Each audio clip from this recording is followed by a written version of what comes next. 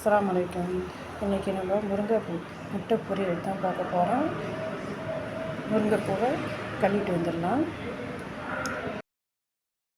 முருங்கைப்பூ சுத்தம் பண்ணி எடுத்து வச்சுருக்கேன். இப்போ தண்ணி ஊற்றி நான் கழுவி எடுத்துக்கிறேன். நான் 2-3 தண்ணி ஊற்றி நான் கழுவி வடிகட்டி எடுத்து வச்சுருக்கேன்.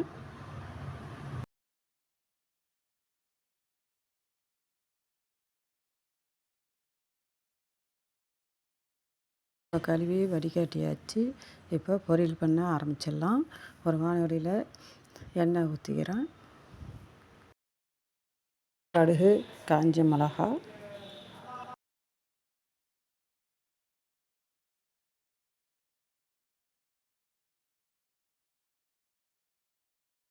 கடுகு பொரிஞ்சதும் பூண்டு ஒரு 10 கட் பண்ணி வச்சுருக்கேன், அதை சேர்த்துக்கிறேன்.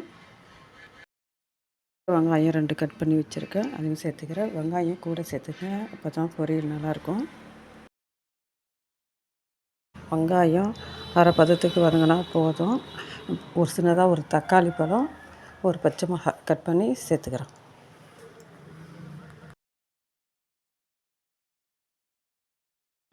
வாசனைக்கு கருவேப்பிலை ஒரு கொத்து போட்டு நல்லா வதக்கிக்கலாம்.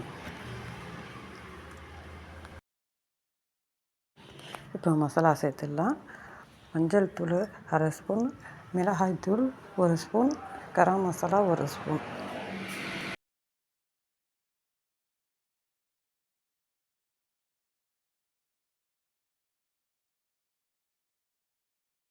இப்போ முருங்கைப்பூவை சேர்த்து வதக்கிக்கலாம். பூவுக்கு தேவையான உப்பு சேர்த்துக்கலாம். தண்ணிலாம் சேர்க்க வேணாம், பூவை கழுவிருக்கோம்ல அந்த தண்ணியே போதும்.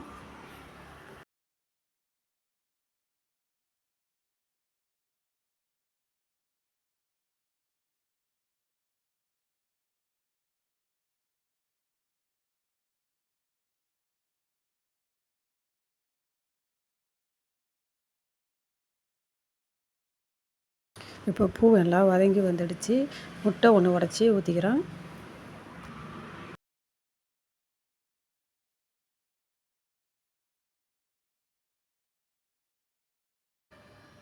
முட்டையை நல்லா கலக்கி விட்டுக்கலாம். முருங்கைப்பூ முட்டை பொரியல் ரெடி ஆகிடுச்சு. ரசத்தோடு சேர்த்து சாப்பிட்டிங்கன்னா ரொம்ப டேஸ்ட்டாக இருக்கும். முருங்கைப்பூ கர்ப்பப்பைக்கு ரொம்ப நல்லது. நீங்கள் பாலில் கூட காய்ச்சி கூட சாப்பிடலாம். பொரியல் செஞ்சு நீங்கள் பிள்ளைங்களுக்கு கொடுத்தீங்கன்னாக்கா ஞாபக சக்தியை அதிகரிக்கும். பிடிச்சிருந்தால் லைக் பண்ணுங்கள், ஷேர் பண்ணுங்கள், சப்ஸ்கிரைபர் பண்ணுங்கள்.